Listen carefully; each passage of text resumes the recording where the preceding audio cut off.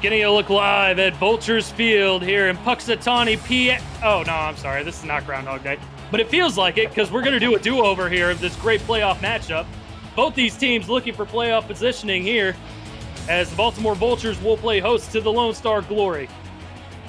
Welcome inside the broadcast booth, ladies and gentlemen. Eric Vincent alongside Stephen Molinax here tonight. And Stephen, this is going to be a great one here tonight. It was looking like a great ball game before Mother Nature reared her ugly head, and here we are again. Yeah, playoffs? Yeah, that's what we're talking about. Playoff implications in this game. Both of these teams actually need to try and get this win here. Baltimore can secure a playoff position with a win tonight, and Lone Star in a wild card spot at the moment, just trying to hold on, needs to try and find a way to beat the Vultures in their own house. So take two tonight, but certainly welcomed, as this is a prime time matchup worthy of Monday night. SFL After Dark, ladies and gentlemen, live on the league's YouTube channel. Things get interesting here. Woo-hoo-hoo. Let's go. I'm here. I'm geeked up, man. Let's go. All right, let's do it.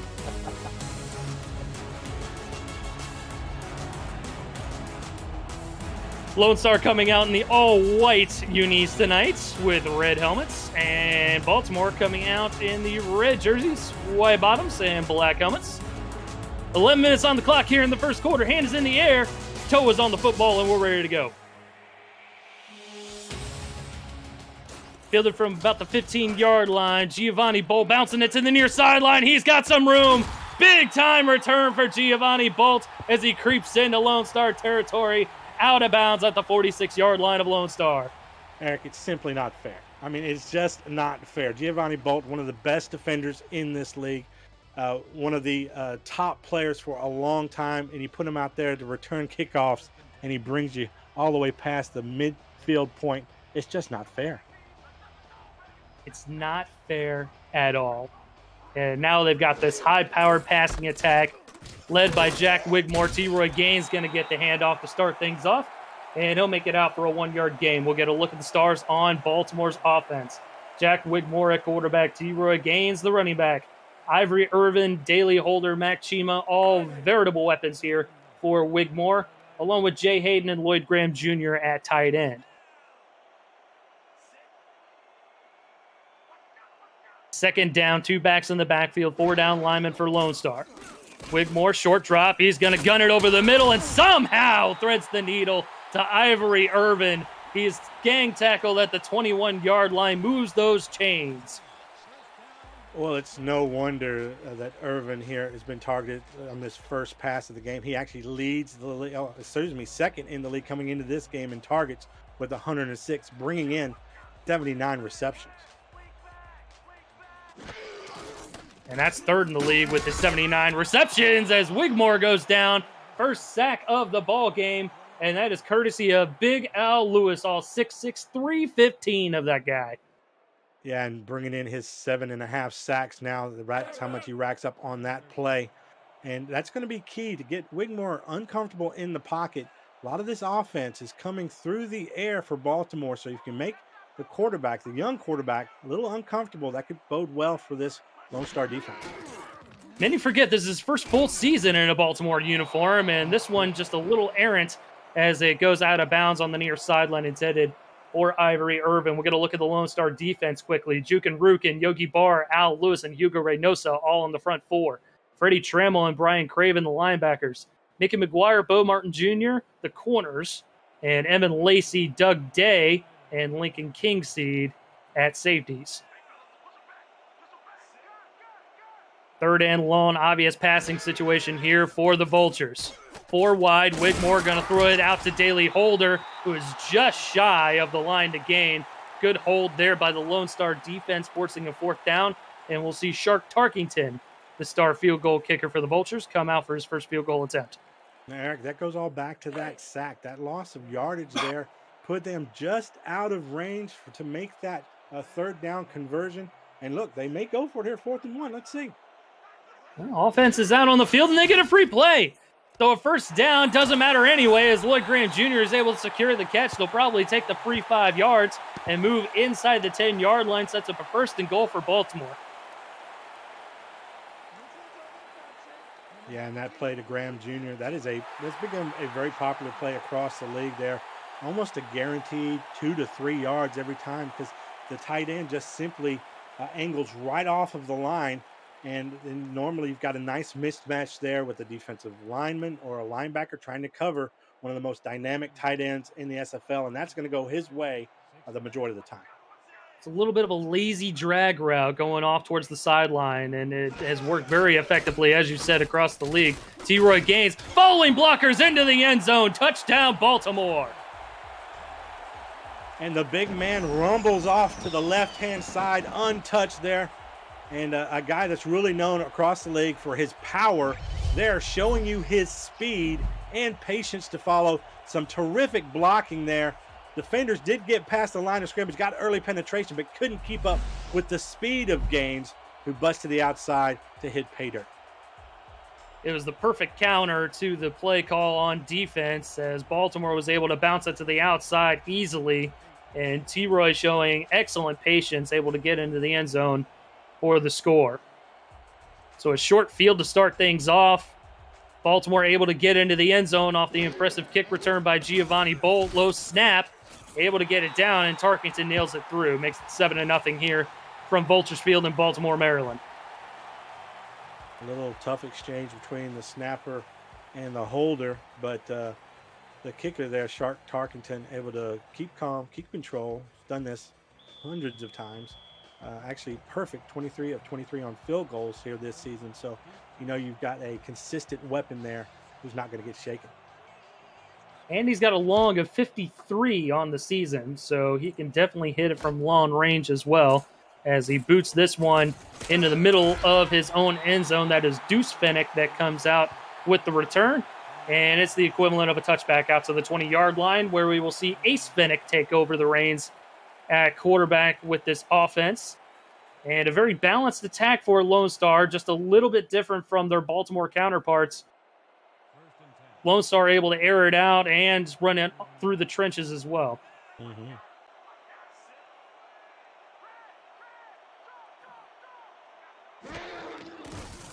Fennick will throw to start things off. Tosses that out to Ike McBride. Good one-on-one tackle there made by number 56, Alvin Mack, the outside linebacker. No gain. Yeah, and Mack, it's just about the speed of Mack and how quickly he's able to get out to the running back and make that open field tackle for 0 gain. Just a terrific pursuit speed there by Mack. Lone Star going to load up the backfield this time around on 2nd and 10. And we're going to see another screen. McBride able to make it out to the 27-yard line this time. Much better gain for Ike McBride as she makes it out to the 27. Get a look at the Lone Star offensive stars. Ace Fennick at quarterback, Ike McBride at running back, Cameron Collier the fullback, Greg Soto, Deuce Fennick, and Dave Axis the wide receivers, Adam Williams at tight end, and the guards are Rylan and Bobo Caudill. 3rd and manageable here with just inside of 7.5 to go here in the opening frame. Fennick gonna air it out deep. He's got his man. That's Greg Soto as he turns on the afterburners, breaking one tackler and making it out to the 31-yard line of Baltimore. Big play there for the Glory. Yeah, and great concentration there by Soto. Had a defender beating down on him. Actually, I think the defender is actually going for the interception behind the receiver there as he just falls down, and it gives Soto just an open lane of green. Great pursuit there by the other defenders to bring him down, but almost a game-breaking play for a touchdown. Marvin Himes, the one saving the touchdown there. But a big play nonetheless sets Lone Star up with fantastic field position deep in Baltimore territory from the 31. Offset eye for the Glory. Fennick has time, going to throw it to the far sideline. That's caught.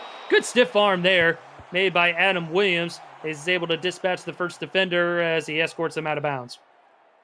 And a nice little short out there to find Williams. A really great play to get this, minimize this 2nd down and 2. Really opens up the playbook. Can really do anything from here, and just continues this series. This offense is rolling right now. 2nd and short. Another screen pass through McBride. Has enough for the first down as she makes it out to the Baltimore 19-yard line, creeps inside the SFL red zone. Eric, I love to see running backs get involved in the passing game. You know, those little screens and swings that we see in this league, they're basically just runs. And if you can get, 5, 6 yards on every one of those kind of plays, it's just as good as running down the middle to me. I would tend to agree with you there, and obviously Lone Star agrees with you as they're able to get a fresh set of downs off that play. 1st and 10 from the 19. Fennec pump fakes, hit as he's throwing an incomplete. Was trying to check it down to McBride, but good penetration there by the Baltimore defensive front. We'll get a look at them and the rest of the defense here right now. Nate Brown, Al Walker, Ciron Yates the fourth, and Tucker Lewis the front four. Frank Smith, Alvin Mack, and Nolan Pierce the linebackers. Marvin Himes, Ben Stackenpaper, Austin Brigham, all the corners, and Giovanni Bolt and Troy Loshaw, the safeties. Heavy set. Fennec is going to toss it out to McBride, who couldn't handle that one as it falls to the turf, sets up 3rd and long. Yeah, and this heavy set formations really dominated the play calling on this series, and most of the time outside of just that last time when the quarterback actually looked down the field on that formation and then brought it back in and tried to throw it to the running back. They've gone to McBride every time on that play pretty much. So anytime we see that coming up, the defense is going to start keying in on that. 4 wide for the Glory, 2 split on either side of the formation. Fennec pump fakes, finds the 1st down, and that is one of the extra wide receivers, Ross McGinnis, number 15, who's able to make the grab and before he's tackled at the 5-yard line. So you think, well, I've got 3, in highly invested wide receivers. You got Soto, Fennec, Axis. Why go to number 15 here off the bench? Well, it's probably because he's got a great matchup. And in that particular play, he was wide open. So these role players can come in. We've seen it even in the championship game, Eric. They can come in and make impactful plays. So you can't be afraid to go to them. McBride going to get the carry, and Baltimore was ready for that one despite the extra blockers in the backfield. That is no gain and good pursuit by the Vultures defense on that play. Yeah, we might have gotten a look at why McBride's being so used in the passing game early here by Lone Star.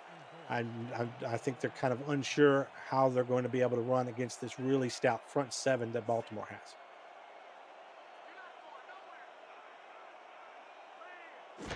Five minutes to go here in the first quarter. Fennec gonna throw near sideline, picked off, and no one is in front of him at all. That is Troy Loshaw, who is turning on the afterburners, and no one is gonna catch him. 15-10, 5, touchdown, Baltimore.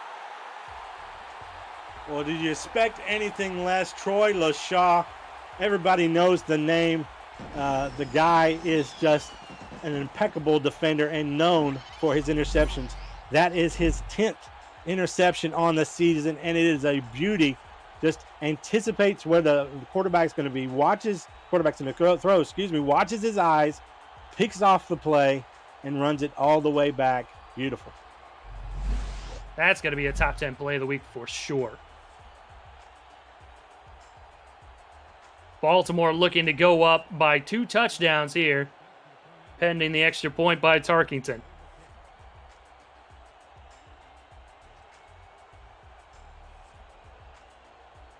The left-footed kicker lines up here, ready to go. Good snap this time, and he's able to knock it through for a 14-0 lead. And man, it was looking like Lone Star was going to go the distance there, going a full 80 yards to the house, and an ill-advised pass by Fennec, picked off by Troy Loshaw, and he goes the other way some 90-something yards later. Yeah, and they did everything right until that very last moment there, and it was a mistake that cost them on the scoreboard and puts Baltimore in a very advantageous position. Deuce going to bring it out of his own end zone, and he's going to make it out to the 22-yard line this time. A little bit better starting field position here for Lone Star, but you know the offense has got to be tired after that long drive there, coming up with absolutely nothing. And in fact, it's a 7-point swing the other way. It can be argued that Loshaw is probably the most tired man on the field. He had to run all the way down. It certainly, I think maybe the morale would be more in question here after coming back, after having that done to you, after doing so well in the series. Fennec starts off with a quick throw towards the far sideline, and that falls incomplete, looking for Alvin York.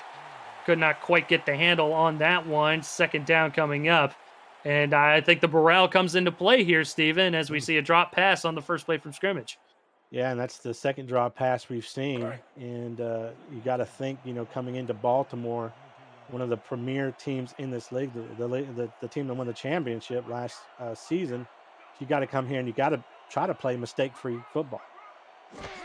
They've only lost 6 times here on this home turf, as the Baltimore defense was ready for the fullback dive that time, as Collier goes nowhere. Sets up a 3rd and 10. And we're just seeing this Baltimore team, this defense, really key in on the run. Obviously, they got the big pick, but we've seen Lone Star try to get their running back involved in the passing game to try and supplant that. Fennec from the gun, got a quick fire it over the middle. He finds Greg Soto once again, and he was the big-time playmaker on the last drive as they go no huddle here before he's tackled at the 46-yard line under 4 minutes to go as Fennec trots up to the shotgun formation. He'll take the snap. Gonna fire it over the middle again. This time finds Deuce. Ace to Deuce once again into Baltimore territory. No huddle again. And I love this. They found a weakness in this Baltimore defense, and they are exploiting it with this no huddle. Fennec with a free play this time. Pressure coming on his front side. Still able to complete the pass.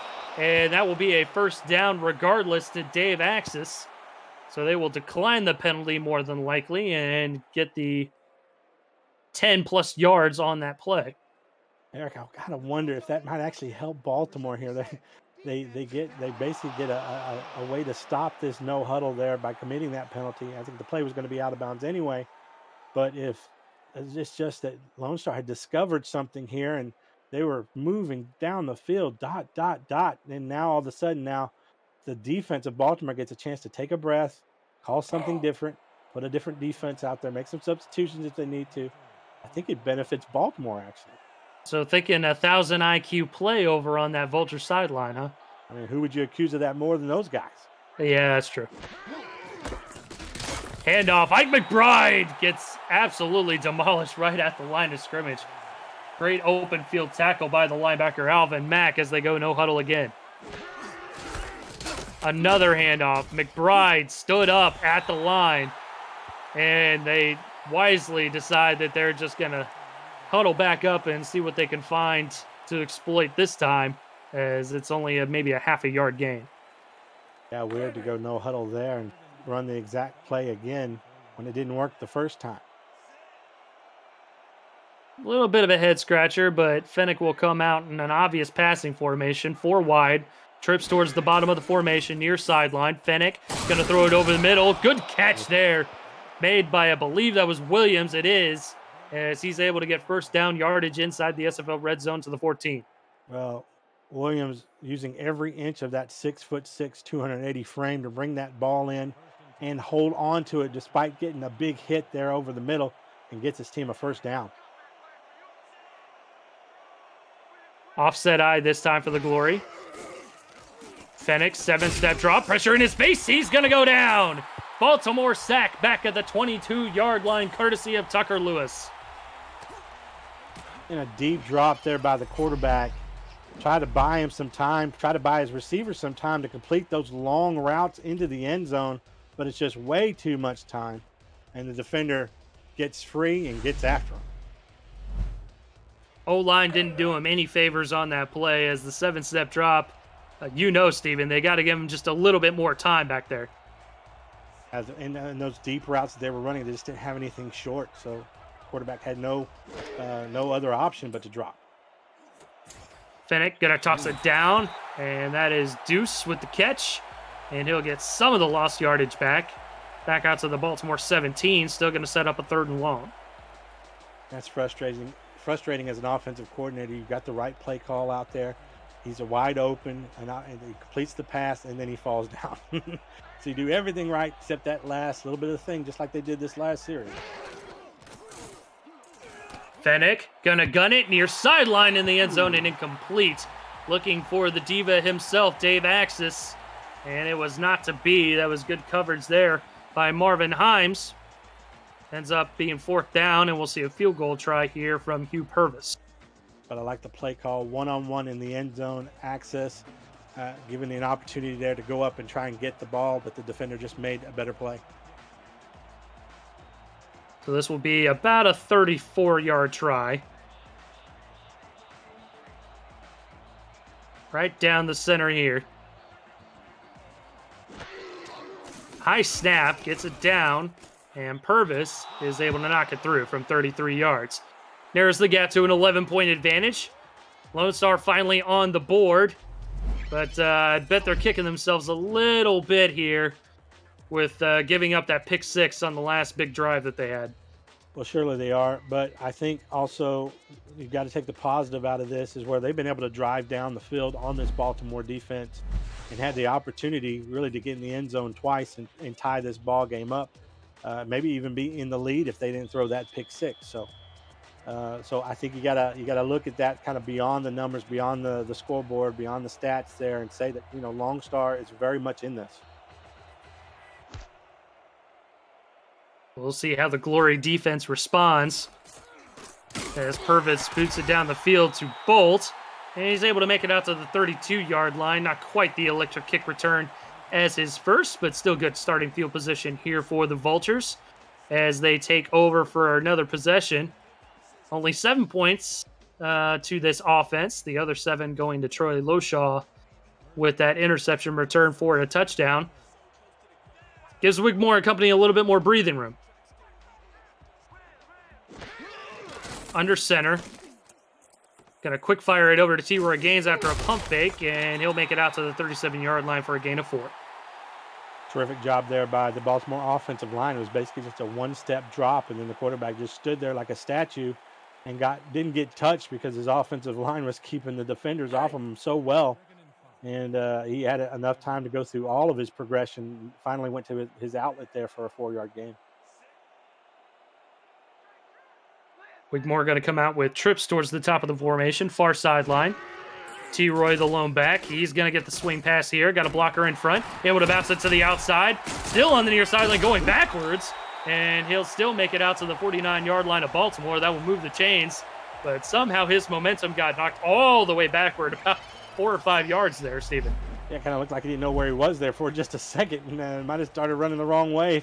He didn't get tackled right there. But really did a great job here off the little swing pass to follow his blocker in a terrific block. Didn't get quite a chance to see that, but the blocker able to get 2 defenders because of the way that Gaines ran it to the outside.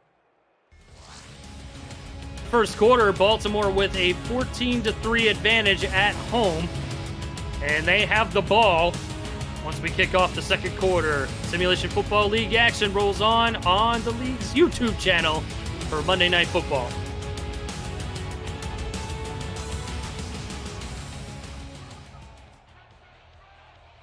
Quick flip of the field here as Wigmore will hand it off to T-Roy, and he gets maybe a little bit out across the 50 to maybe the 48.5.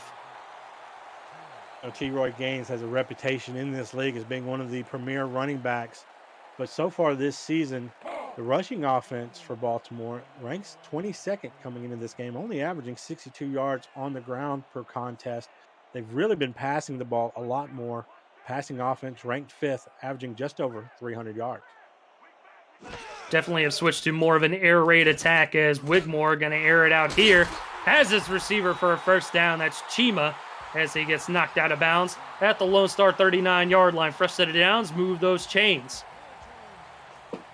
And we mentioned this, Jack Wigmore, number 1 in pass attempts, 436 coming into this game. So, that has really geared the offense here towards the passing game, and these wide receivers have been the beneficiaries of that.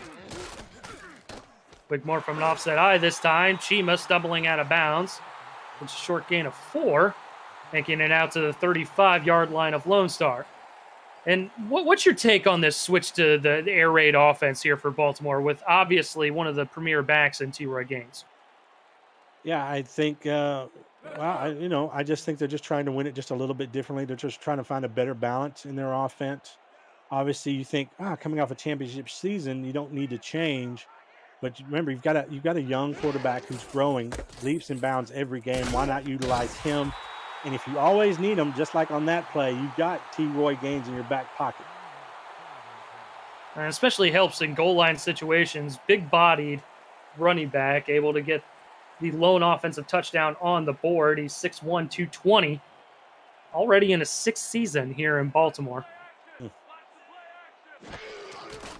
Third and short. Wigmore going to quick fire it far sideline. Toe drag swag along that far sideline by Ivory Irvin.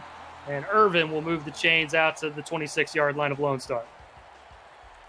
Yeah, and is it any wonder why he's one of the most targeted wide receivers in the league? Abel there knows exactly what he needs to do, knows what he needs to get the first down, knows he needs to slow up a little bit on that route to give his quarterback time to get the ball out there. Just a terrific play by a terrific professional. 3 down linemen this time for Lone Star. Trying to combat the extra wide receivers. Doesn't matter as Wigmore throws a dot to Daly Holder over the middle of the field. First and goal from the 4. Yeah, and this is just, we say, what are the reason why we've seen this different balance in offense? Well, plays like that kind of prove why they can attack you on the outside, the inside. They can attack you on the run. It just gives them so many options. And as a defensive coordinator, it's kind of just a catch-22 as what do you cover?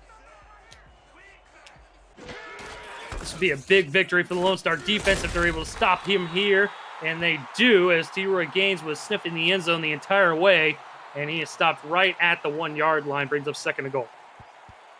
And this is where you would love to see like a quarterback sneak or, something like that, right? Oh, Just yeah. poke the ball across.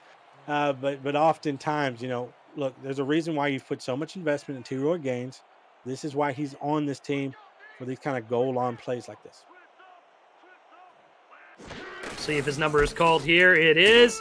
Clear path to the end zone. Closed up very quickly. That was a great open field tackle by Lincoln Kingseed as he comes from out of nowhere to make the stop.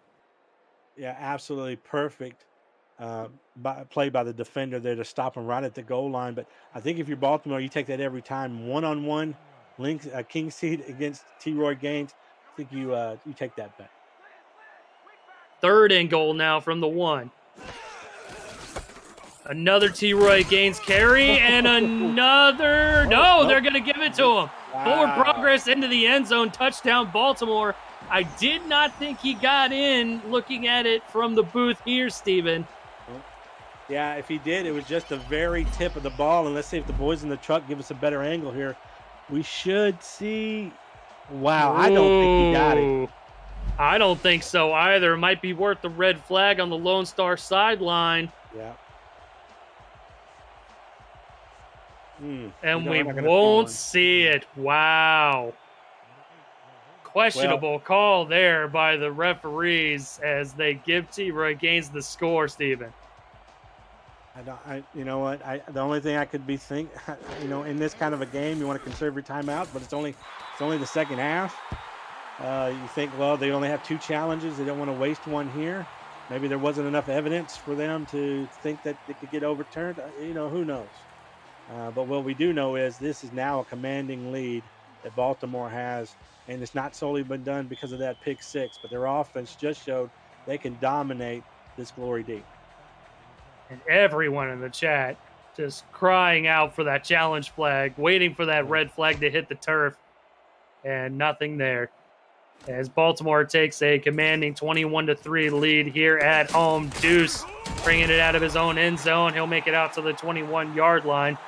And I understand your point that, the pick 6 does not completely define the rest of the ball game, but it certainly does set them back quite a bit here. Being early on in the half, down by 18. And again, the morale issue comes up into play.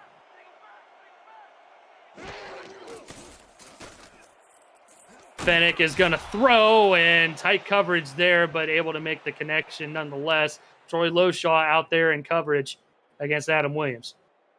Yeah, and I think my point was more of it isn't because of maybe a lack of good performance from what we've seen out of this Glory offense. They've been able to move the ball effectively. It's just that they haven't been able to take advantage of those scoring opportunities. And they were also certainly hurt by that pick six, clearly, but it's not necessarily because of how they play. Ooh. Almost picked off right there. Yeah, almost picked off there. But excellent point. I mean, it's absolutely true. Lone Star has had the ability to, pull up their britches, you know, dust off their boots and go out there and just toss the football around and move the football down the field. But again, to Baltimore's credit, they've been able to stop them just shy of pay dirt. Yep. The couple of times they've had it in that general area, and McBride is not going to be even close to the first down marker here, as Baltimore's run defense is standing tall here tonight.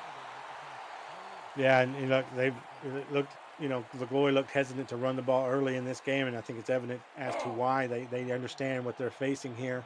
Love to see them go to McBride more as a receiver. Seemed to work there on those first couple of series. But yeah, I don't want to take anything away from Baltimore's defense. We know who Baltimore is. We know what they represent in this league.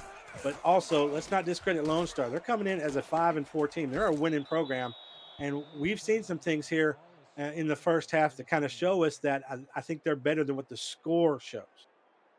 And again, we play 44 minutes for a reason, right? Yeah. Yeah.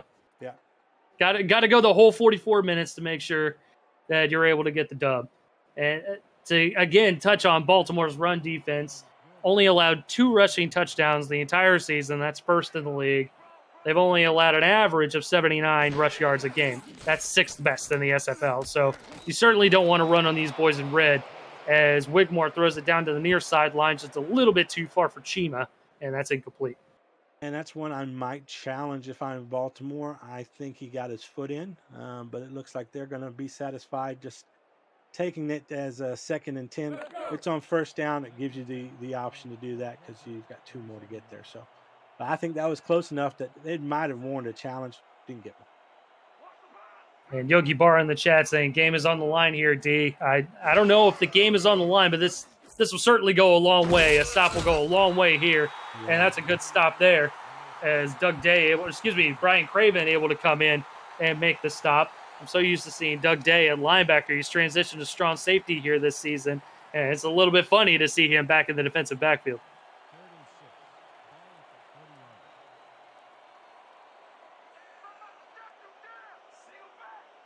Third and long here. 4 wideouts, 3 towards the bottom of the formation. Wigmore with time, got to throw it over the middle. Good defensive pursuit there by Lone Star, able to get that stop that they needed. As Freddie Trammell able to make the stop, forcing a 4th and 1. And we'll see a Baltimore punt for the first time this evening. And a great job by the Glory. I think Baltimore putting a little bit too much faith in Irvin there, getting him the ball in front of the first down marker. Then you just put the onus on him to try and make a play or a juke or get out of a tackle in order to get you that first down. So terrific job by the Glory. Maybe an opportunity here to get a little bit of a momentum shift. Certainly want to score here before halftime. Fair catch called for and made by Deuce as he stops it at the 19-yard line. And Lone Star has had very similar starting field position the entire first half, right around that 20-yard line, which certainly doesn't do them a whole lot of favors either. No, it doesn't. And gives them really more opportunity to make mistakes, to be honest, And so they've had some consistent drives, but they've made some mistakes. Fennec will throw. Ace gets it out to Deuce, and that's going to be an 8-yard gain out to the 27-yard line. Quarterback comparison, Wigmore looking good. No touchdowns to his credit. Fennec with more passing yards, but the pick on his resume tonight. Right, and Baltimore's been running the ball more effectively as well, so you got to consider that too. And so Lone Star has been having to throw, including throwing to the running back, so that's added to those passing yards.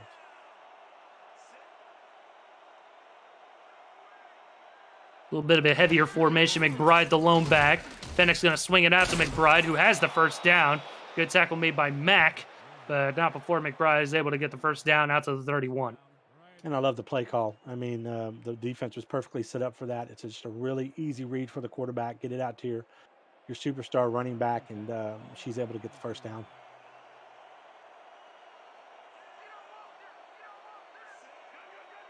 McBride having a bit of a renaissance year, 650 yards on the ground and a threat through the passing game as well, as she gets another toss from the backfield, only able to get 2 on that one. Coming into this game, close to 300 yards coming out of the backfield as well as a receiver. So a dual threats for sure is Ike McBride. Yeah, and she's probably going to come out of this game as the leading receiver the way that Lone Star has been using her and utilizing her tonight. And it's just got to start translating to points on the board.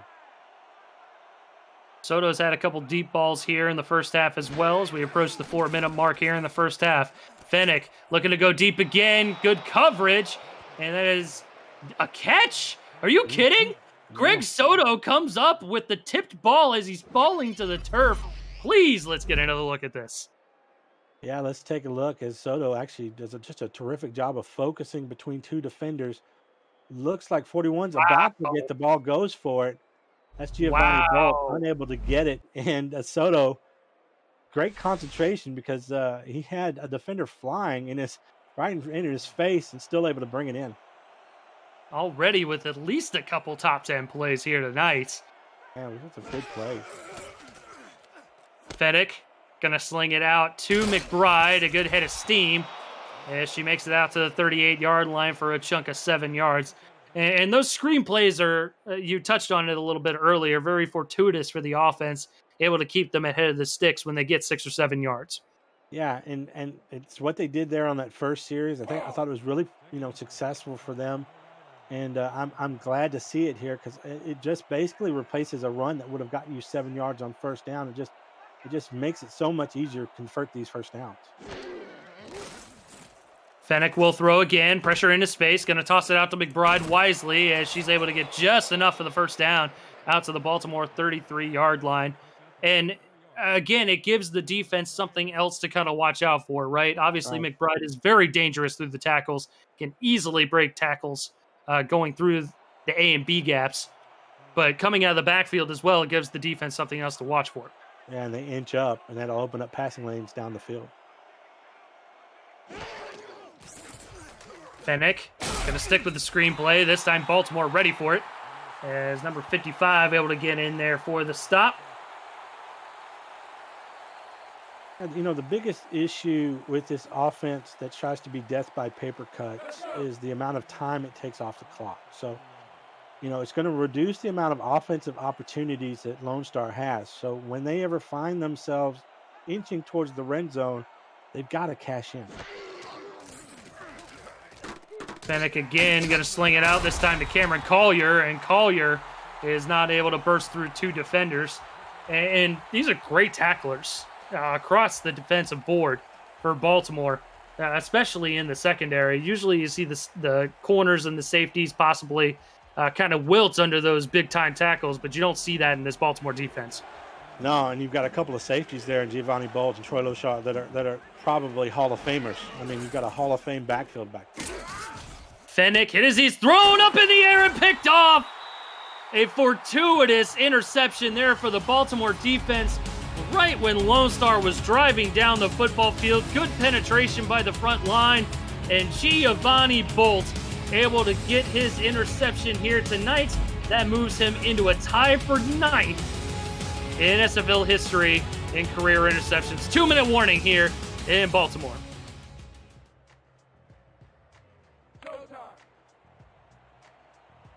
Starting off from the 8-yard line, that was what Giovanni Bolt was looking for this entire evening. He wanted to move into the top 10, and he does with that interception there.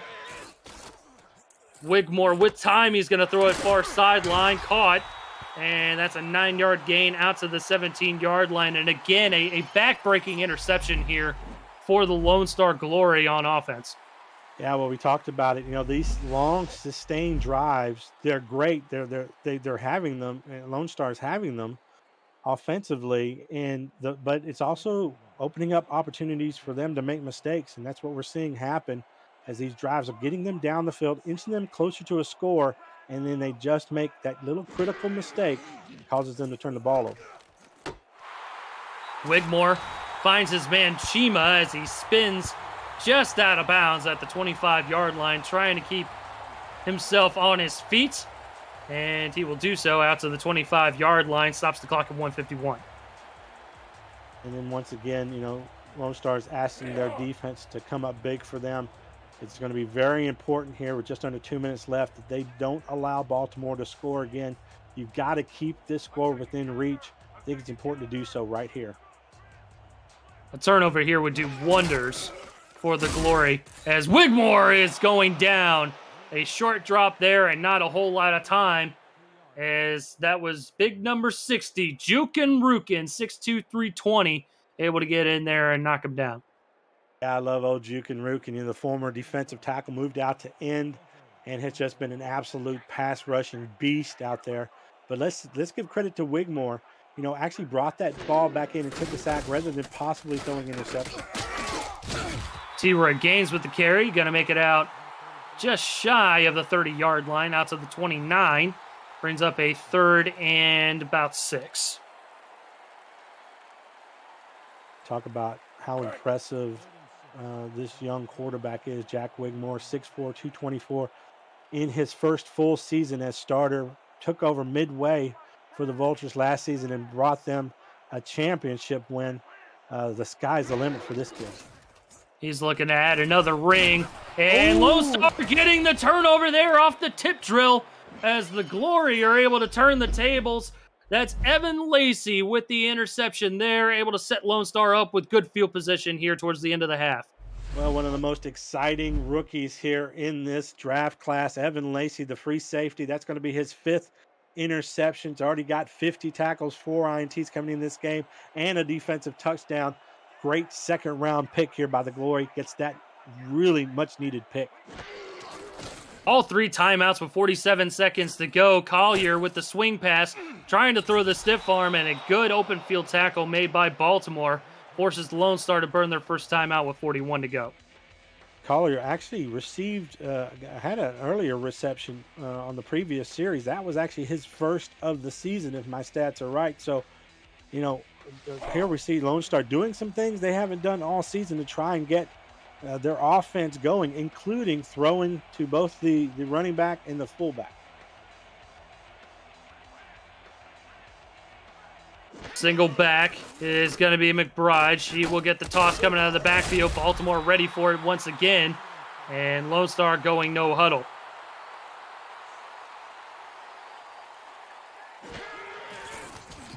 Fennec, quick snap over the middle, caught, 1st down yardage out to the 25. They're going to burn their 2nd timeout with 24 seconds to go.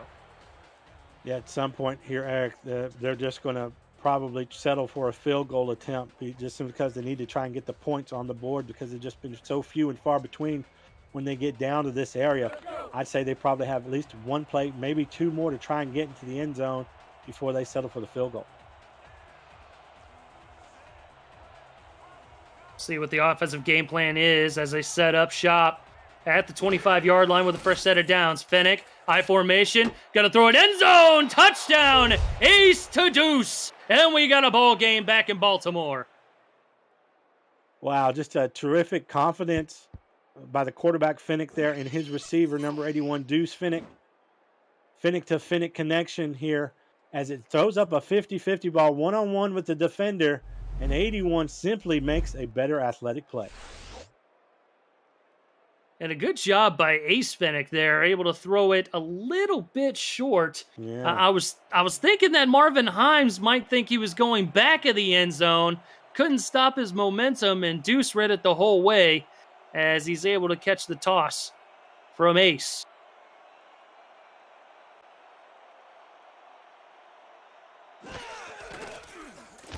And Purvis will nail the extra point to make this an 11-point ball game. And Lone Star capitalizes off the turnover they so desperately needed. 21 seconds to go here. I don't think Baltimore's really going to have much of a chance to add anything to the scoreboard before the half. Yeah, but that doesn't mean they won't try. We've seen true. So many situations where, you think, well, let's just run this clock out, go in with the lead. But they switch it up on you, try something deep. You go, oh my goodness, they're willing to risk a pick 6 just to maybe put some points on the board. From about the 15-yard line, Giovanni Bolt makes it out to the 32-yard line. 17 seconds to go here for the Baltimore offense. All 3 timeouts but I'm still leaning towards the side of caution with an 11-point lead, half approaching. I think they might kind of sit on this one a little bit.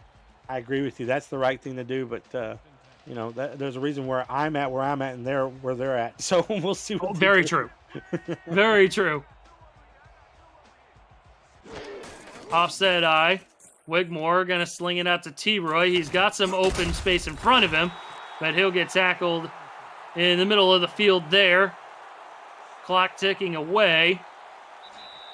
And Baltimore's going to call their first timeout with 3 seconds to go. Now, see, this is an indicator of how much they think, how strong they think their quarterback's arm is. If they think here from the Baltimore 38, their own 38, that Wigmore, who's getting chewed out on the sidelines right now, if they think that he could toss it here a good, 70 yards? Let's see here if they come out in a bomb formation. They'll just be okay with maybe running one more, maybe a run play to run the clock out here. He's 62 yards to the goal line.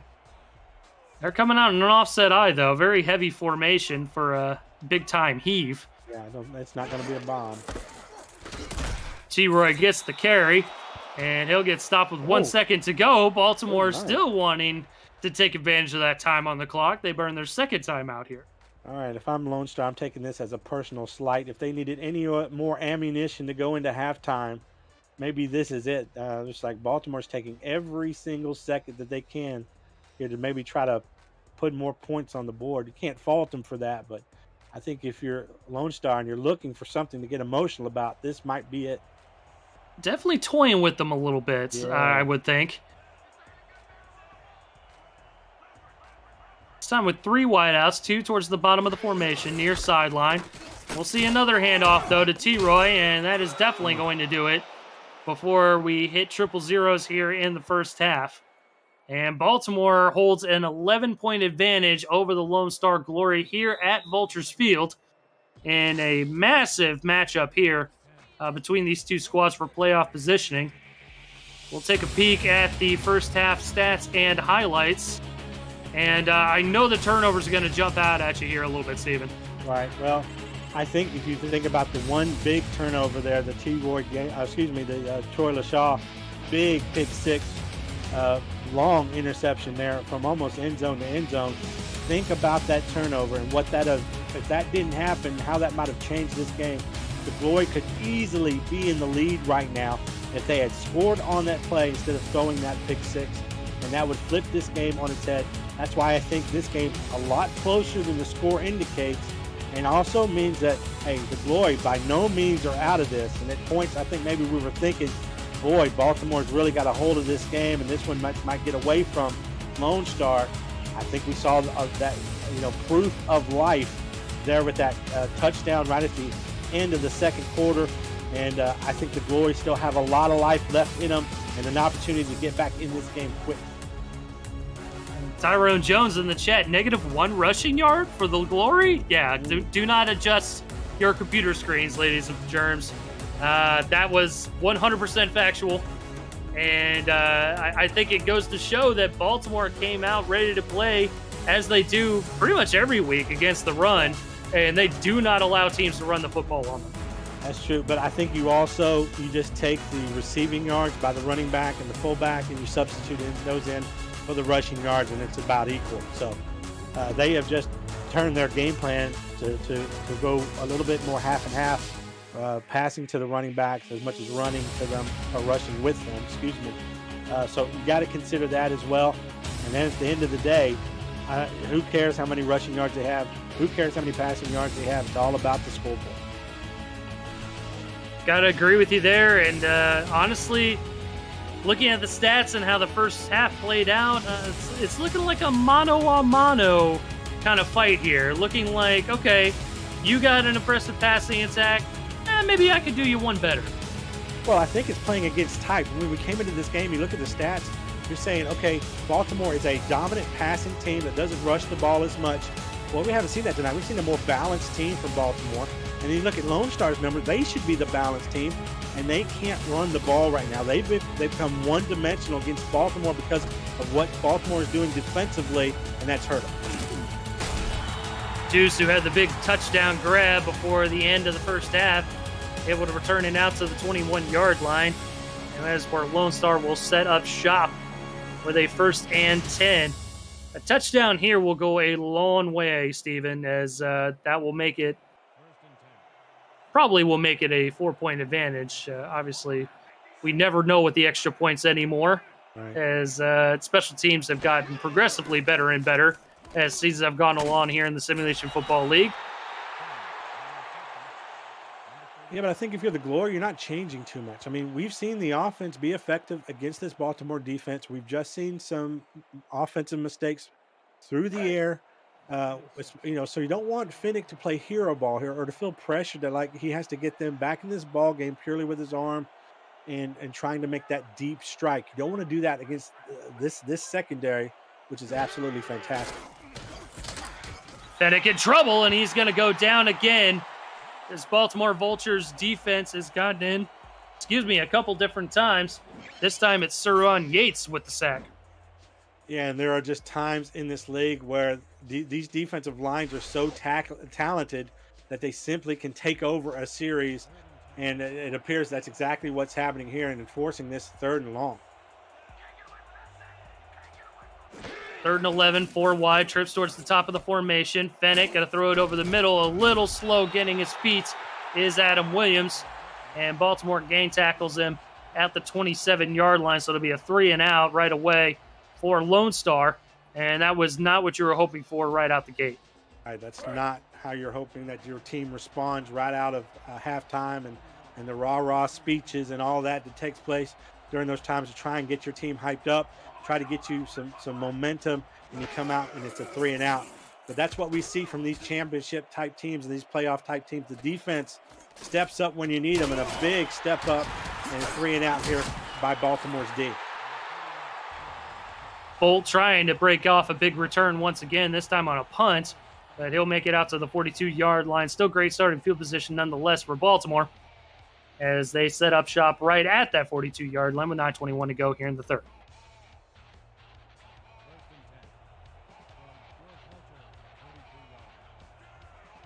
Wigmore's going to come out in a heavy formation. He's got 2 backs in the backfield. Going to be a handoff here to T-Roy, and Gaines able to make it out for maybe a half a yard. Al Lewis making the stop. He's got a sack tonight, couple tackles, and a big stop there. Yeah, and you know what? I think those kind of plays are more impactful than a lot of people give them credit for. You've got to try to keep these defenses honest, right? You've got to try to keep them worried about every different dimension of your offense. So even if that only gains 1 yard, it still comes to play in the passing game. Wigmore going to air it out, tipped up in the air, and incomplete. Wow. Man, that was an opportunity missed by the Lone Star defense as Lloyd Graham Jr. couldn't get the handle. Well, first of all, you don't see him tip many of those or drop, technically a drop there by Graham. Had an opportunity, should have brought that in. Perfectly placed pass there by Wigmore. And to do so, to tip that ball up in the midst of 4 white shirts. Just amazed that the defense didn't come down with that. Instead, it sets up a 3rd and 9. Wigmore going to toss it far sideline. Good play there by the defense, as that's Doug Day, the strong safety, for his first season at that position, and he's able to swat the football to the turf, and that's a 3 and out there for Baltimore. Oh, terrific play there by Day to get that big paw up there to knock it down. Almost knocked it back to one of his own guys to maybe try and pick that off. But look, the Glory defense come out and make a statement of their own, 3 and out, give their offense another opportunity to get them back into this ball game. Not a whole lot of time going off the clock either, as Baltimore hits a 4th down, and we'll see a Pablo Gates punt once again.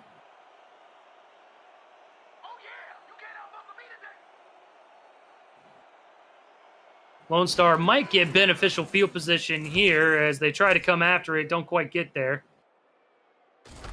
Deuce is going to field it inside his own 20, and that's about where he stays. He'll make it out forward progress to the 18-yard line, so Lone Star once again setting up shop right around the 20-yard line. And hats off to Baltimore for keeping the Glory right around that area of the field, not able to give them any good starting field position at all other than off of that interception. Yeah, and having to go that far to try and get into the end zone has really benefited Baltimore, as it has just given Lone Star more opportunity to make those critical mistakes. Fennec going to toss it down to Deuce, and Deuce will make it out close to a first down. I thought maybe his forward progress gave him the first down, but they'll mark him just shy as he's got 62 yards through the air here tonight. Yeah, I thought that was the first down as well. Looks like they won't argue that point, and they'll just take 2nd and inches and probably do well here. A lot of different options, although we did mention they don't have a rushing yard there through the first half. See if they can change that here. Definitely a running formation. Hand off to Collier, and Collier again gets stoned by this Baltimore defense. Alvin Mack has been all over the football field, primarily at that line of scrimmage, making those big stops. Yeah, we'll have to ask the league to look into. Have we ever had a game where they've had absolutely 0 rushing yards? I'm probably sure we have. I'm sure we have. And instead, we're going to get a free play here as Ike McBride is stopped behind the line, and that's a crucial penalty there for the Baltimore defense as that extends the drive for Lone Star. Yeah, because it looked like they were not going to get it on that play. Although you got to give the consideration that the guy was across the line of scrimmage there before the ball was hiked, so that might have helped influence the block. That might have helped a little bit, right? But yeah, no, look, if you're Lone Star, you're taking every one of these that you can get. You're going to need every single one of them here against a tough Baltimore team in their house. Sir Ron Yates, the guilty party, extends the drive for the Glory. 1st and 10 now from the 28. Excuse me, the 32. Handoff. McBride finally with a positive carry as she's able to get 6 yards out to the 39-yard line of Lone Star.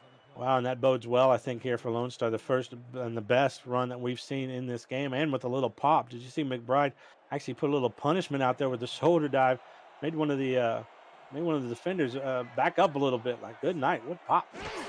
That's what she likes to do on these runs. She likes to lay the lumber and just could not find the hole there as the Vultures defense has been menacing here tonight. And guess who? It's that same guy once again, Mr. Mack, getting in there. And the Mack truck there filling the lanes and bringing in the groceries a little bit there.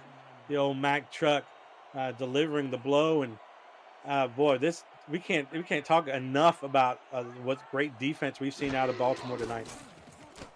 Fennec shuffling in the pocket, hit as he's thrown, and another interception. Giovanni Bolt going towards the far sideline, eventually tackled by Soto, and he makes it out to the Baltimore 47-yard line. Another error there by Fennec, tossing it up in the middle of the field after he's hit.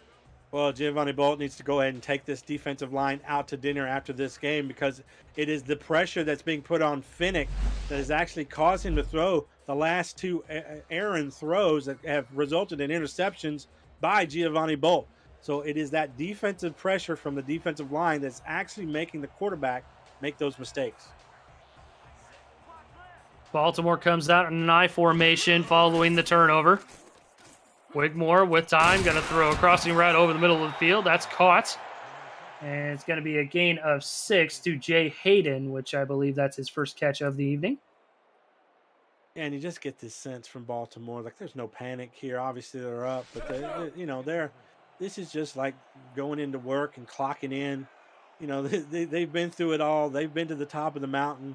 They're trying to defend it, and you can just see the championship quality throughout this entire team. Wigmore, again over the middle. That's Lloyd Graham Jr., his other tight end, with a catch. And we've seen how efficient Wigmore has been here tonight, 14 of 19, or 139 yards.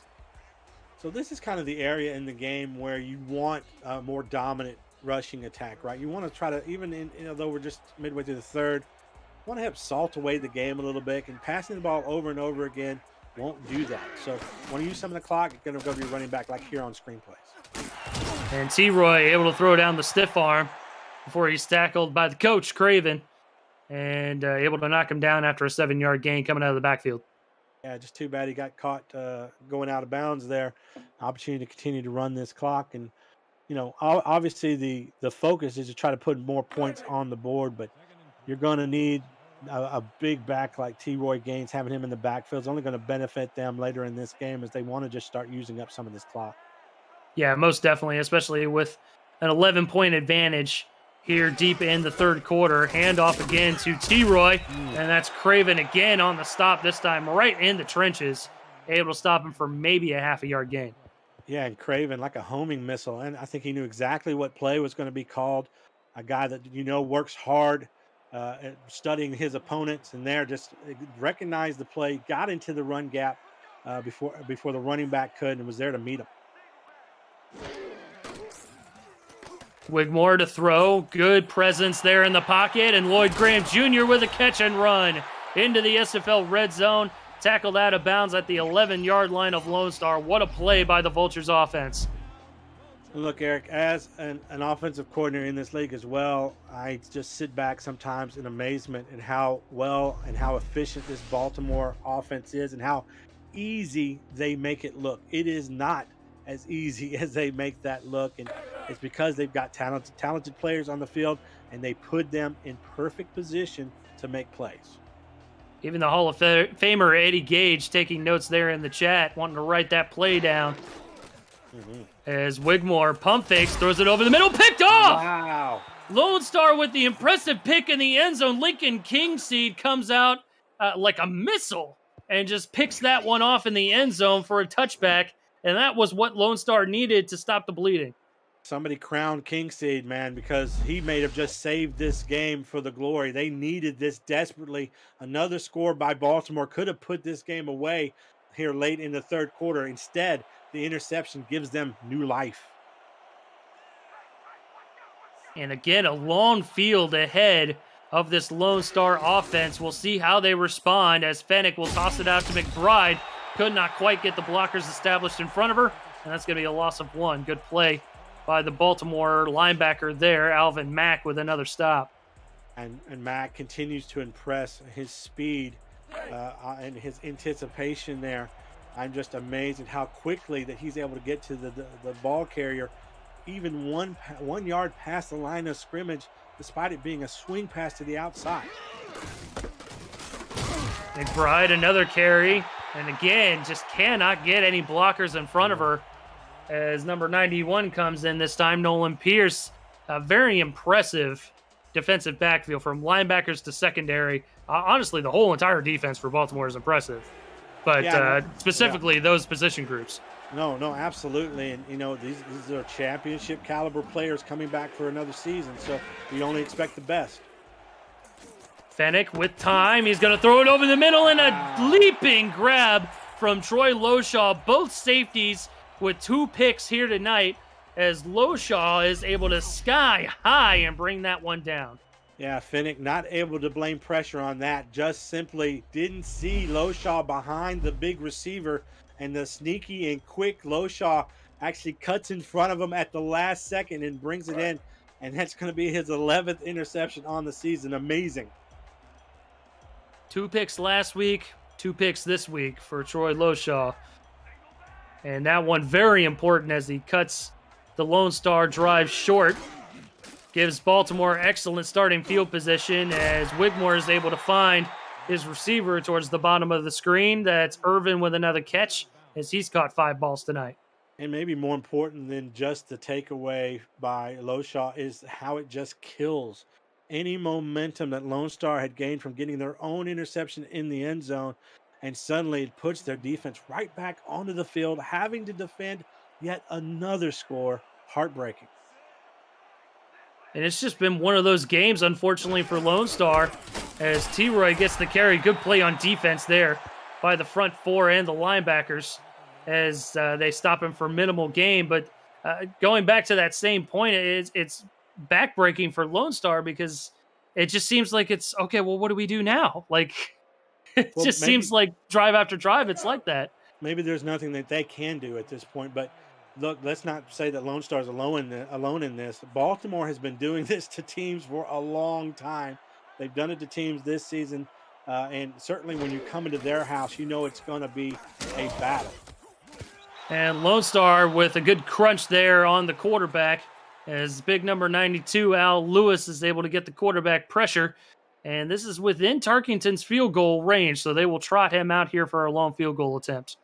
Again, Tarkington has not yet missed this season on field goals attempted 23 of 23 here. And I think for a guy like this is just a chip shot for him. His longest on the season is 53. This one from about 44. From the near hash, he will put his toe into the football, and it is good from 44 yards. Makes it a 14-point advantage. Lone Star having to get 2 touchdowns on the board to tie this thing up. It's certainly not impossible to do that, and actually a really good job by the Lone Star defense there. You know, despite their offense giving the ball away again, able to hold Baltimore. They were already in field goal range when the interception took place. So a good job just standing tall by the D and giving their offense yet another opportunity to try and get them back in this ball game. 2:17 to go here in the third. Deuce with the return, trying to find some blockers out in front of him, and he'll make it out to the 23-yard line. Defense, special teams, the offense itself has been pretty good, but honestly, I'd highlight the defense and special teams here tonight for Baltimore. Yeah, certainly. They've put, we talked about the special teams and how the Glory always seem to find themselves in this area of the field. And, around the 20-yard line and having to go 80 yards to try and score. And that's part of that special teams play. And then obviously the defense with the turnovers and takeaways, that's been huge tonight. McBride with a little bit of green grass in front of her, able to make something out of nothing out to the 31-yard line. Good gain of 8 before she's ushered out of bounds. Yeah, and it's been a complete defensive performance by these Vultures. We've talked endlessly here about how they have been stuffing the run. Stuffed the run for 0 yards through the first half, have really limited the Glory's balanced defense, made them really one-dimensional. And when, the quarterback has had to press, try and get something done down the field, it's been a takeaway. Offset eye this time, hand off to the fullback Cameron Collier, and he's able to get just enough for the first down.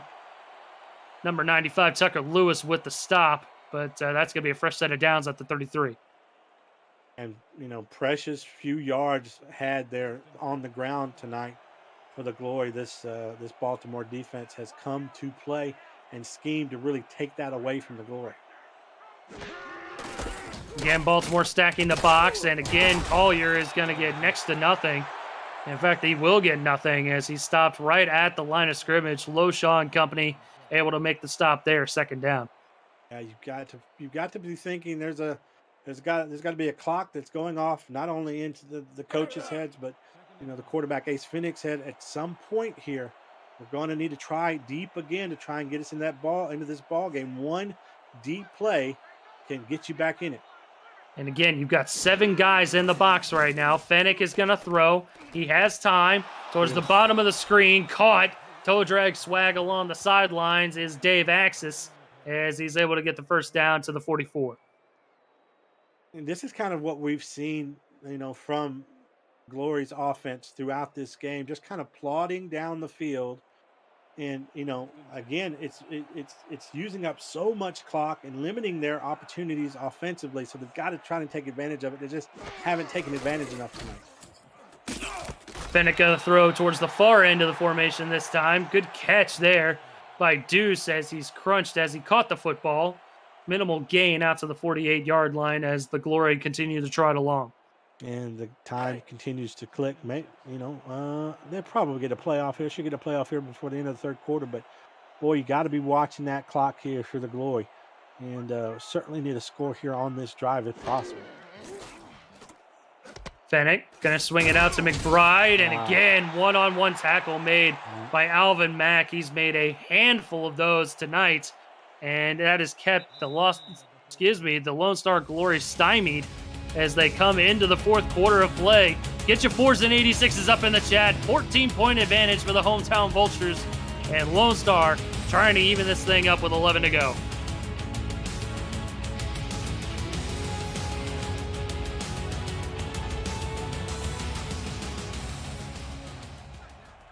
I formation just shy of midfield. Fennec looking deep, instead going to throw near sideline, and that's incomplete, intended for Axis, and he was double covered on that play. It's going to bring up a 4th down and another punt. Well, I think it was an amazing play by Stacking Pepper. He had his back to the quarterback and just kind of flung his arm. Just watching the receiver and how he was reacting, using those reactions to determine where the ball was, and actually swiped the ball down without looking at it. It was a terrific defensive play. It definitely looked like he wanted that big-time play and just could not find anything downfield, having to settle for the axis throw on that one into double coverage. And the Glory able to pin Baltimore back inside the 20 as Kingseed plays excellent on special teams as well. He's had an interception tonight and 5 tackles to go with it. Well, the Glory defense, for the most part, has been up to the challenge when they've really been called upon, trying to give their offense an opportunity to really get kick-started here. And, boy, we're in the 4th quarter. This is when, this is crunch time here. And so they're just asking more and more of their defense here to stop this lethal Baltimore offense. Yeah, and it's going to have to be quickly this time as Wigmore throws it out far sideline. That's caught. Jay Hayden with the 1st down grab as he crosses the line to gain to the 26-yard line. Well, that's often something you don't see here in the SFL, where you've got 2 offensive players running the exact same route. And what that actually does, if you're able to complete it, it gives the receiver an automatic blocker there to try and help block a defender, maybe get you some extra yardage. Well, and we saw it last week as well with the Carolina Skyhawks as the fullback just snuck out of the backfield, just followed their star tight end, Tony Zoma, on a nice little route that was able to get him into the end zone. So it's certainly a great play design as Baltimore gives it to T-Roy Gaines, who fumbles the football, and Lone Star covers it up. This is what I'm talking about, Eric. This is what this team needed. Look, this is going to be their best field position by far of the night, and it's a mental mistake here by T-Roy Gaines. Actually gets the ball knocked out there by number 47. Terrific job of getting on top of it. And once again, it's Kingseed making the difference there with that forced fumble. He's forced a couple turnovers here tonight. Didn't recover the fumble, but definitely forced it and got an interception to boot as well. In the end zone, yes. In the end zone, yes. We'll see what Fennick and company can do here. Good toss towards the far sideline as Loshaw makes the tackle.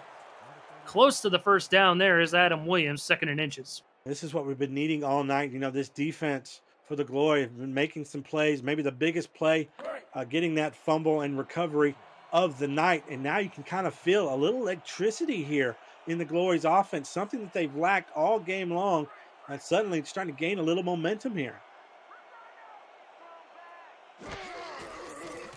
Fennick quickly slings it out to McBride. She's going to have 1st down yardage out to the 21-yard line. But that play has really done not much of anything. Maybe 6-7 yards at the most for Lone Star, but not in rapid succession either. And what we want to see what we do see out of the higher level running backs here in the SFL is the ability to break that first tackle. That's always a huge thing of gaining extra yards there, and we want to see more of that out of McBride. Ike able to get another toss out of the backfield, and again, another tackle made by Alvin Mack. He's been manning up with McBride the entire night, and he really hasn't let her get anywhere. Yeah, like he's spying her, like he's just waiting for her to get the ball so he can attack. And, it's one thing that I can say, break that first tackle. It's another thing when that tackler is Mack, and he's out there and as fast and as big and as aggressive that he is. That's a tall task to ask anyone to do. Averaging just a little over 3 yards a catch is McBride as Fennick is going to toss it out far sideline this time. Close to a 1st down. It'll be 3rd and manageable as he hits Dave Axis. You would hate to get this close if you're the Glory and not get it into the end zone. You want to cut this lead in half here. You don't want to settle for a field goal, but certainly don't want to do anything that cost you that would, no points on the board. Offset eye with under 9 minutes to go. Fennick going to hand it off to McBride, trying to find a hole, and Baltimore's defense holds. I got to say that this is about time that you go for it. This is 4-down territory here, Stephen. I mean, the points have been few and far between. I wouldn't argue against them going for the field goal, but yeah, I would agree with you. This is your opportunity. You're this close. You're 2 yards away from getting a 1st down, just that far away, 13 yards from an end zone. But they're going to take the points. They're going to continue to think that their defense can stifle this Baltimore offense, maybe get them another turnover and give them their offense another opportunity. But boy, yeah, this one kind of hurts a little bit. You know, it doesn't really feel like a win, does it? As they put 3 points on the board, courtesy of Purvis, making it an 11-point ball game once again. And they do capitalize off of the turnover, but I feel like 7 would have felt like, you know, a weight just being lifted off their shoulders. Showed a lot of confidence in the running back. This running game has not been very good, stifled by this Baltimore defense, and to trust McBride to get, you know, the 2 yards needed, and when the running game isn't working, just put a lot of faith in her there at the end. Just couldn't get it done. Bolt with another return. Good special teams by the Glory as they knock him down at the 33-yard line. Probably the worst field position that Baltimore has had here this evening. It's been tough.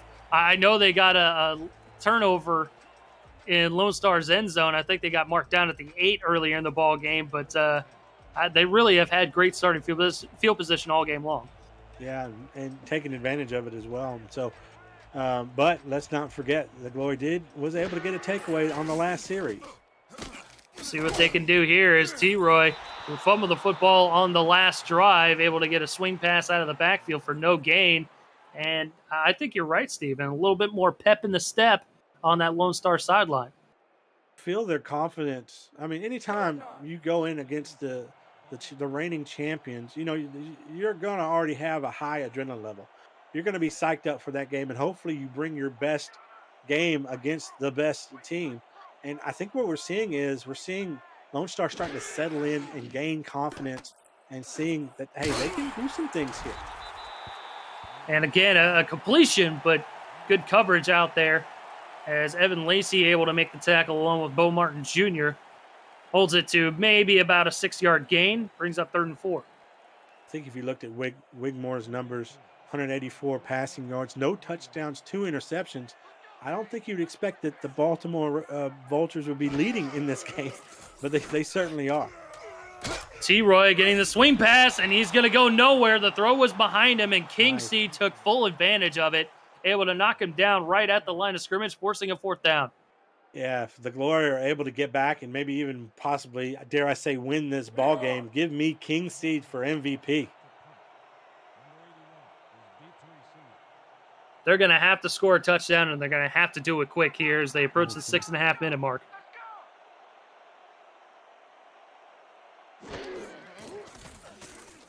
Coming after it, doesn't quite get there. Fair catch called for and made by Deuce right around the 20-yard line, mark him down at the 22. So again, right around that 20-yard line. We've been harping on it all game long, but it's really a testament to Baltimore for being able to keep them back there. And, you know, we've seen kind of this slow, methodical offensive method and play call here. I'm not sure you can be so conservative when you need as much as they need here in this ball game and the clock being as it is. Hand off to McBride. She's able to get a minimal gain on that play. Stopped right at the line of scrimmage at the 22-yard line. It is a 2-possession game. 11 points. You get a touchdown, 2 points, and you kick a field goal, all tied up. There's just so many things that have to go right in order to make that happen. And every second that ticks off that clock, it just lessens the chances of all those things happening. Fennec trying to put the pedal to the metal, and he's going to get sacked back at the 15-yard line, a 7-yard loss. Teron Yates, the 4th, getting in there once again. I believe that's his 2nd sack of the evening. And a mental mistake there by Fennec. Got to get rid of that ball. You know, throw it out of bounds, do something. You know, you just got to get rid of it. You can't take that sack in that situation. Fennec from the gun, shuffles in the pocket, airs it out deep. He's got his man. That's Deuce with a head of steam into Baltimore territory down at the 43-yard line with 5:15 and counting to go. Well, the Deuce is loose on the field, isn't he? There, Fennec to Fennec once again. Needs a big play made. Number 81 on the post route, right down the middle of the field. Finds a nice little soft cushion there in the zone. And boy, did they need that in that situation, man. That might have been the one play that really tilts everything in this ball game. Boy, what a great play at the perfect time. I am on the edge of my seat here as Lone Star is trying to claw their way back into the football game. Fennec again shuffles in the pocket, throws it out to McBride, who gets knocked out of bounds after a tough gain of 6. Tackle made by Brigham. And she breaks that first tackle, and we see the difference that made there, an extra 3 or 4 yards, and gets out of bounds, and more importantly, stops the clock. So that extra effort aiding her team big time with that. But watch for this, Eric. Finnick being comfortable in the pocket. Anytime that he has to move in that pocket, that could be danger for this possible glory comeback. Offset eye. Fennec sidearms it over the middle. That's caught. First down yardage. They're going to go no huddle as Dave Axis moves the chains this time. And I love it, the no huddle. They recognize something here. They're going to try and take advantage of it in this defense. Fennec slinging it out to McBride, trying to find a hole. She's able to creep inside the SFL red zone, just inside the 20-yard line. Short gain.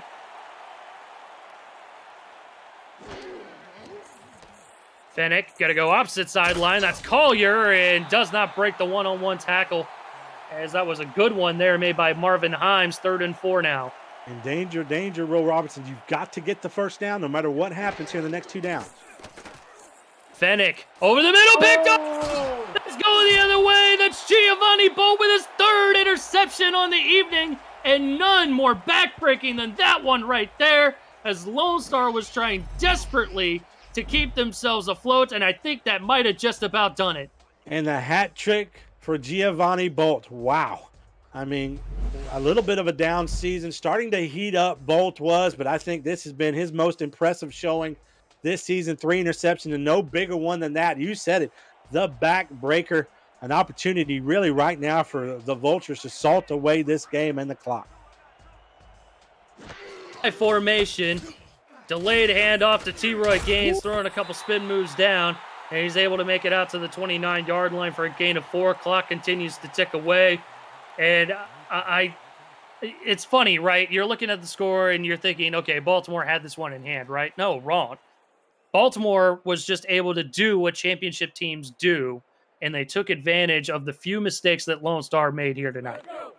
Yeah, and I think actually when we start and look at the stat sheet, it's going to be clearly obvious as far as what killed Lone Star's opportunities they did, with all these turnovers.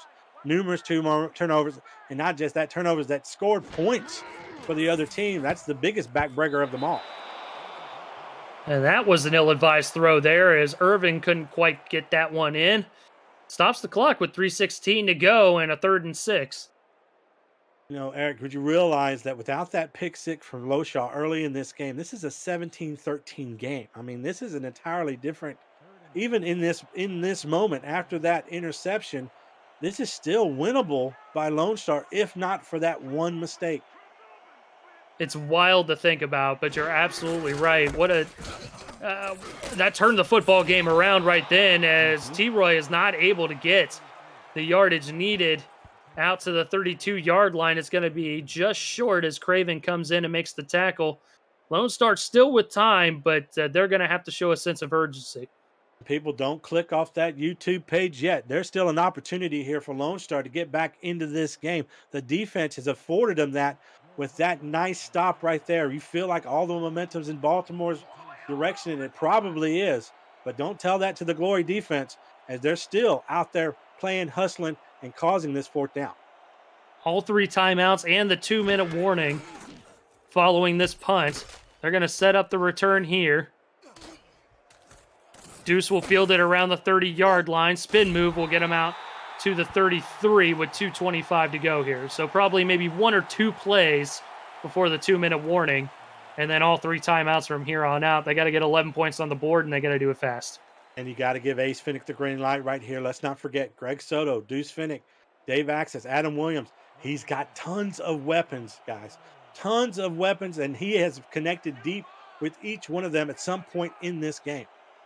Good formation to start with right here. Trips towards the top of the formation, far sideline. Fennec from the gun, gonna throw it over the middle, caught close to first down yardage, and that is Deuce. He's had a big second half here this evening. They're gonna go no huddle, try and get one more play in before the 2-minute warning.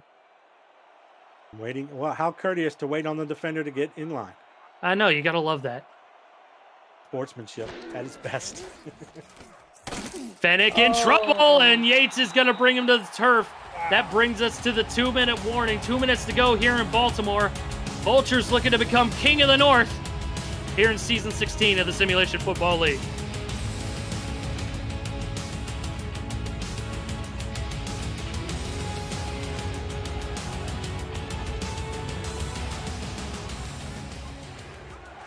Crowd on their feet. They want their division champs t-shirts here this evening. 3rd and 4 for Fennec. Throws it over the middle, caught and fumbled.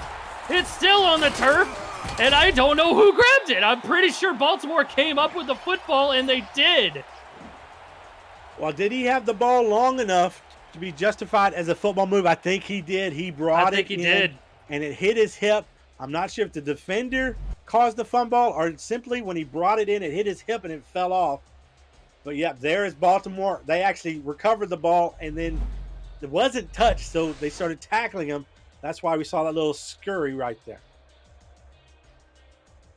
And that will certainly do it. We've seen just about everything here this evening, and what a bummer here for Lone Star. They're going to fall to 5-5 on the season.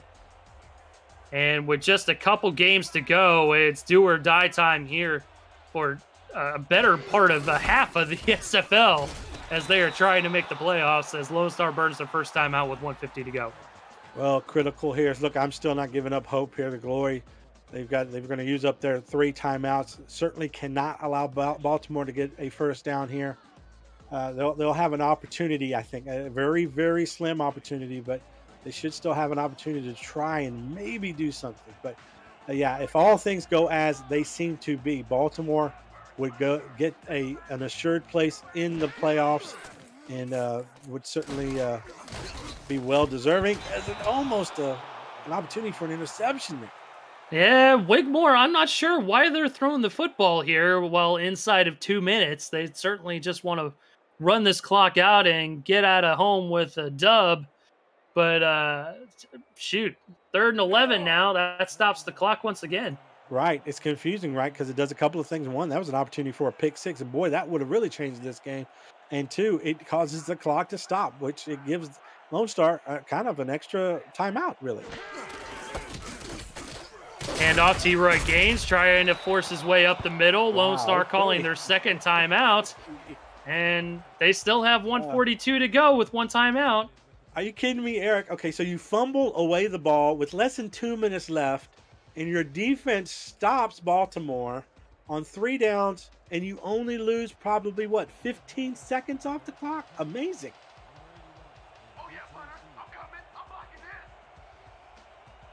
Gonna have to guess that Lone Star's gonna bring the pressure here. I'd be rather surprised if they don't. Actually, they won't. Looks like they'll set up the return. And it's gonna be a fair catch made right at the 10-yard line. Actually, they'll mark them at the 12. And with 1:36 to go and only 1 timeout, that's gonna be a heck of a drive needed just to get in the end zone. Well, we've talked about field position all throughout this game and how important it is just in general to the game of football.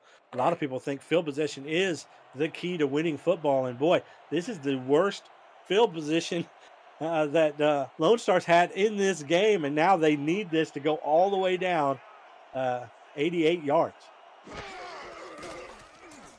Fennec gonna air it out right away. He's got his man behind the defense. And what a correction made by the defensive secondary to tackle Dave Axis, and inbounds too, as they're forced to burn their final timeout. I actually think that Dave Axis actually had to turn his body in order to catch that ball. And so his momentum just wasn't in the right direction. And so he was trying to get it corrected. But in the time that it took to do that, the defender was on top of him.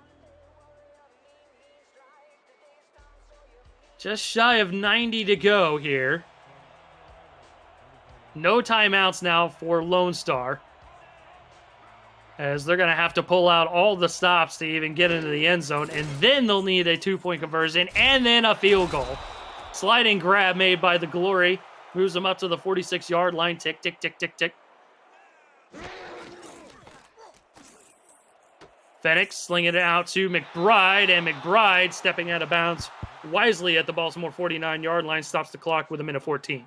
I ain't mad at that. Get it out to your playmaker out of the backfield, right along the sides of the out-of-bound marker, so that when she sees the defenders get close to her, she can just easily step out of bounds, stop the clock, gives your coaches an opportunity to kind of reset, get a new play in there, something more advantageous to where you are on the field.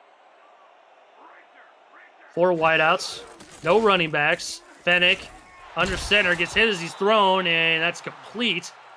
Across the middle for a first down as we approach the 1 minute mark.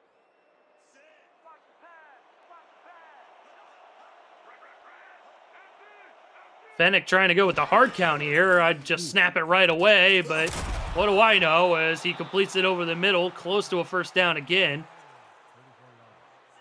And these all slants plays are great for gaining yardage, but not a lot of yardage. Need something deep here. Soto able to sneak behind the defensive secondary a little bit as he's able to get into the red zone. Approaching 30 seconds now.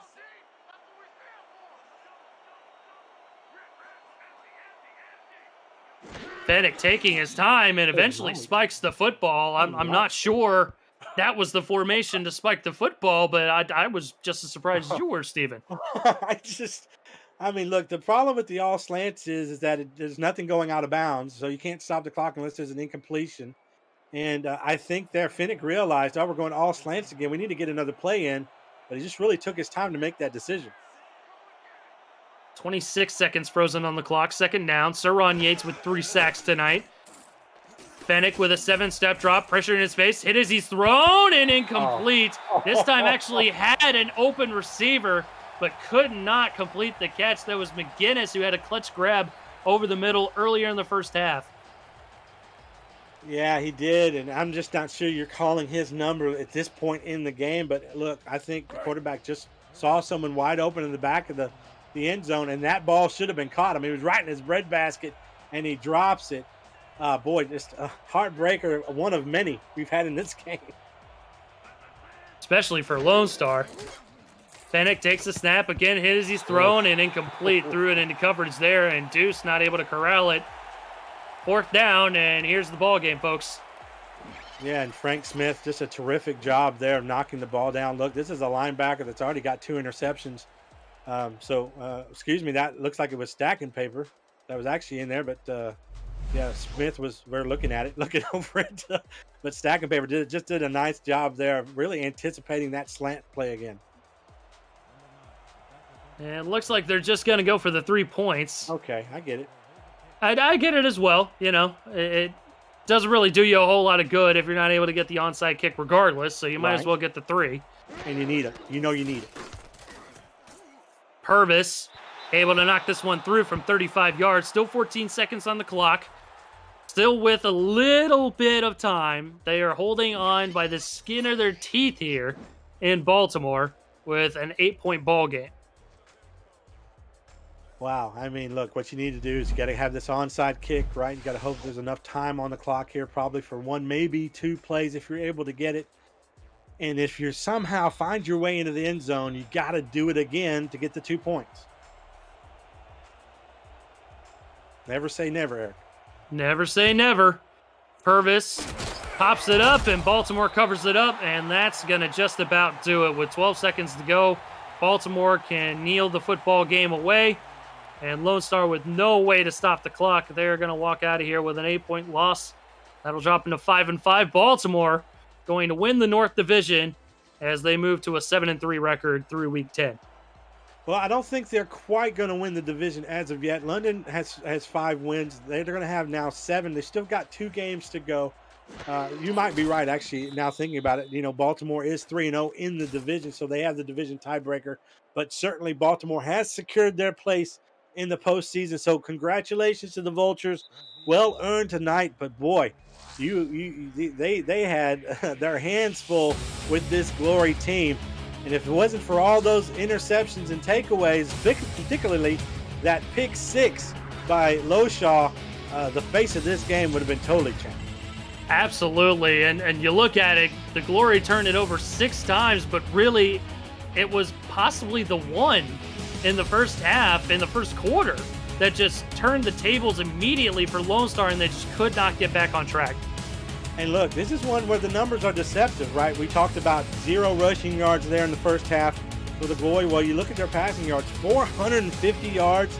They almost double time of possession from Baltimore. You look at those numbers and you're like, wow, I mean, Glory were really in this game. Maybe even should have won this game, but you got to take into account, you know, all those interceptions and those takeaways and those critical stops, and the fact that Baltimore made Lone Star one-dimensional. I mean, just a terrific all-around performance by Baltimore. You got to be ultra confident now going into the postseason that these guys are the favorites to repeat and the champions that must be brought down if you're another team in the SFL fortunate enough to make the playoffs. Look, you know it's a big deal when our commissioner, Cameron Irvine, is wowed. I mean, look at Adam in the chat. He's looking at the stat line. He's looking at the turnovers. He's floored. He's seen everything in this game. He's seen everything in this league. And he's still blown away by what's going on here tonight. Fennec with a very impressive performance through the air, but just turned the football over just a few too many times, I think, to keep themselves in the ball game. And Loshaw was impressive. Giovanni Bolt was impressive. He needed 1 to tie 9th all-time in career interceptions. He got 3 interceptions tonight. What a performance. Yeah, it was terrific. And look, if you're Lone Star, I think you're kicking yourselves. You had an opportunity in this ball game time and time again to put a stunner on Baltimore and help to try and secure your place in the postseason. And I think it's just a missed opportunity. And not only that, is the number of mistakes that were made. You don't typically see from a 5-4 team, but look, they don't play Baltimore every game either. And our player of the game is going to be Troy Loshaw. That pick 6 decided the ball game. He had another interception on top of it, 10 tackles, and a forced fumble. Couldn't think of a better choice for player of the game here tonight. Any final thoughts, Steven? Yeah, what a terrific ball game. I thought it was really highly competitive. Anybody who got to watch this game, it was a treat tonight because it was a lot closer than the score predicted. And you know what? I go out of this game thinking really positive things about both teams. Everyone have a wonderful evening. Thank you for tuning in to this presentation of the Simulation